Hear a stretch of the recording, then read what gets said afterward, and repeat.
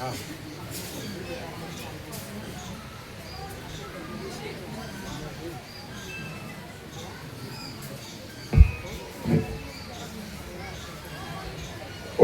ઓમ ઓમ.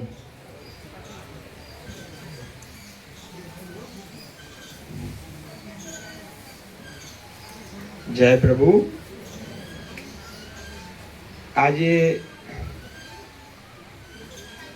આજનો પ્રકાશ છે ને, એને એમ કહીએ ને કે પ્રભુએ એવી અમી વર્ષા કરી દીધી છે કે બધા પડર આ દિવસ સુધી એમ માનતા હતા કે ભેદ ભ્રાંતિ, આ સાચું તે સાચું, આ પણ પ્રભુએ આજે ગણેશ ચતુર્થીના દિવસે જે પ્રકાશ પાડ્યો છે એ તો ઘણી બધી એમ કહીએ ને કે અનંત ભાવની અંધકાર દૂર થાય એવો આજનો પ્રકાશ થયો છે. અને અત્યાર સુધી વાંચ્યું, સાંભળ્યું, બધું કર્યું, પણ પ્રભુની એટલે માટે આવા પરમાત્મા સ્વરૂપ જે પ્રભુ છે એમને મહાત્મા ને પરમાત્મા કીધા છે. એ જે કરતા હોય આપણા હિતનું જ હોય. અને ક્યારેય જો એવું મનમાં ભાવ થાય, કારણ કે આપણા એના ઉપર આ ઘા થઈ ગયો છે કે જેનાથી આપણે અનંત ભાવથી ચક્કર મારીએ છીએ, અને એના ઉપર જો પ્રભુ ઘા નહીં કરે તો કોણ કરશે? આ દુનિયાના માયાએ તો અત્યાર સુધી તમને લાડ લડાવ્યા છે.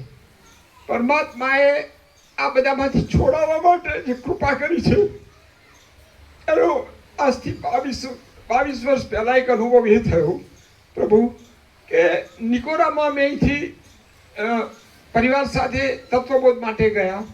ત્યાં રહ્યા 1-2 દિવસ, તત્વબોધ પૂર્ણ થયો.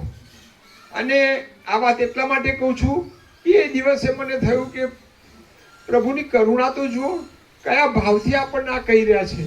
તો 22 વર્ષ પહેલાં એવું બનેલું કે ત્યાં તત્વબોધ સાંભળી અને અમે બધાએ સાંજે 3-4 વાગે વિદાય થયા. નિકોરા ગામમાં કેરી મળતી હતી, એટલે અમે લોકોએ ત્યાંથી એમ થયું કે હવે ચલો જતી વખતે અહીંની કેરી સારી છે તો લેતા જઈએ. તો 20 કિલો કેરી પૈસા આપીને ગામમાંથી ખરીદી. હવે આ તો અંતર્યામી છે પરમાત્મા. અમે ત્યાંથી નીકળીને લગભગ અમદાવાદ સુધી આવ્યા હોઈશું, અને પ્રભુનો કોઈ ભાવિક દ્વારા ફોન આવ્યો કે રામા પ્રભુ તમે કેરી લેવા આવ્યા હતા કે તત્વબોધ સાંભળવા? કીધું પ્રભુ તત્વબોધ સાંભળવા આવ્યા હતા. તો અત્યારે તમે પાછા આવો. ત્યાંથી મેં વિનંતી કરી, પ્રભુ અમે અમદાવાદ સુધી પહોંચ્યા છીએ, બાળ ગોપાળ છે, સાથે પરિવાર છે, પણ હું સવારમાં આ કેરી જેમ છે એમ આપના ચરણોમાં પરત મોકલાવી દઈશ, શક્ય છે તો હું પણ આવીશ. ત્યાંથી પ્રભુને મેં વિનંતી કરી અને સાંજે ઘરે રખિયાલ પહોંચી. બીજા દિવસે સવારે એ જ પાર્સલ જેમ હતું એમ મારા એક કાર્યકરને મોકલી અને ત્યાં નિકોરા પરત મોકલાવ્યું. પણ પ્રભુના એ શબ્દો આજે હું ભૂલી શકતો નથી. કેમ કે એમને કહેવાનો આશય જ હતો કે એક જ્ઞાનમાં 2 તલવાર ના રહે, અને 2 તલવાર રહે તો જ્યાં રામ છે ત્યાં કામ નથી, અને જ્યાં કામ છે ત્યાં રામ નથી. અને કામથી છોડાવવા માટે જ પરમાત્મા અહીં આવ્યા છે.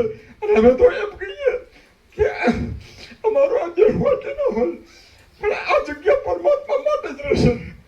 પરમાત્માથી વિશેષ અમારે કંઈ નથી.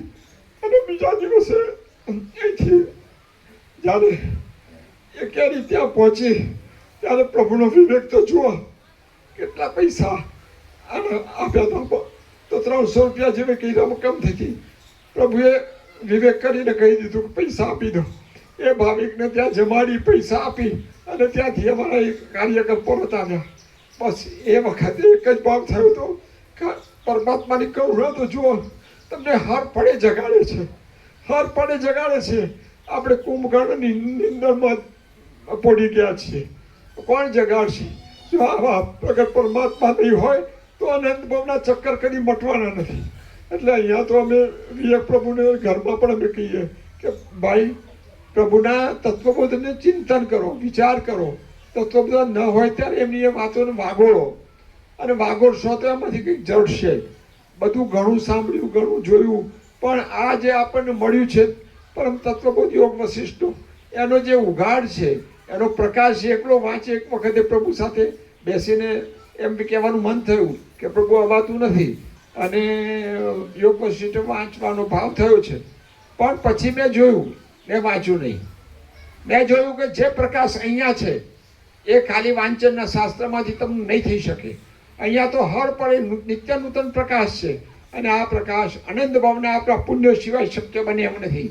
અનંત ભાવના પુણ્યો મળ્યા છે ત્યારે આ ઘડી મળી છે, આ અવસર મળ્યો છે, આ માહોલ મળ્યો છે કે અહીંયા વશિષ્ઠ નગરી, બ્રહ્મ વિદ્યા મંદિર. અને જુઓ, એટલે અમે તો પરમાત્માને પ્રાર્થના કરીએ કે અમારે કાંઈ બીજું જોઈતું નથી.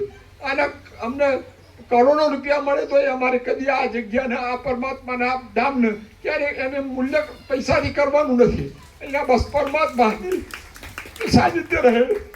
દરેક જીવો પોતાના મુક્તિ માટે આનો ઉપયોગ કરે, અને આમાં કંઈ પ્રોફેસર કે વ્યવસાયિક કશું નહીં કરીએ એની હું આપણે ખાતરી આપું છું. મારા પરિવારને પણ કહું છું કે એ પૈસા માટે પરમાત્માને નાના ના બનાવશો.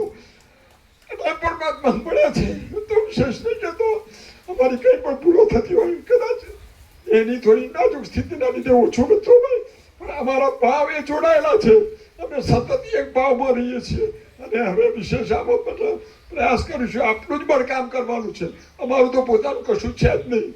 એટલે આપણી અનંત કૃપા અને પર કરુણા અમને જે સાચો સુખ, સાચો આનંદ અને શાંતિ સાચી આપ જે અનુભવી રહ્યા છો એ અમને અનુભવવા માટે જ આપ પ્રયાસ કરો છો. કારણ કે દરેક જીવ આ ઈચ્છી રહ્યો છે, પણ મળતું કેમ નથી એ પ્રભુ તરત જ બતાવી દેશે કે તમને સાચો શાંતિનો, પરમ સુખનો, આનંદનો અનુભવ કેમ નથી થતો. તો એમણે આપણને બહુ ખુલ્લું કરીને કહી દીધું કે લક્કડના લાડુ ખાય એવો બી પસ્તાએગા, નહીં ખાય એવો બી પસ્તાએગા. પ્રભુએ કહ્યું, પણ પછી મને બેઠા બેઠા વિચાર આવ્યો કે ના ખાય એમ કે કેમ કઈ પસ્તાતો હશે. એટલે પેલા જેના હાથમાં નથી આવ્યા ને એ જોઈને એને એમ થાય કે મને મળ્યા હોત તો ખારું, પણ પેલાના દાંત તૂટી ગયા છે ખબર નથી.